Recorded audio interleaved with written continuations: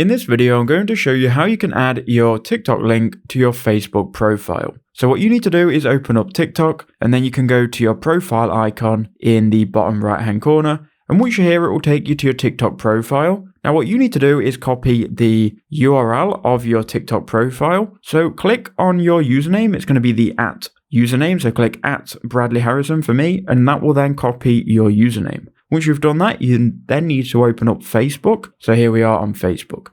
Now in Facebook, you need to go to menu in the bottom right hand corner. Then go ahead and click on your profile name. So mine is John Smith. That will take you to your public Facebook profile. From here, click edit profile, then scroll down. Here you'll see links. You can then click edit. Now go to social links, then click add social link, then click on the platform, then choose TikTok. Then add in your username. So paste that in here, then click done. And now click save in the top right hand corner. And once you've done all of that, everything should be saved, and there you can see my TikTok has been added. If someone clicks on that, it should then take them to TikTok. So I hope that quick video did help you out.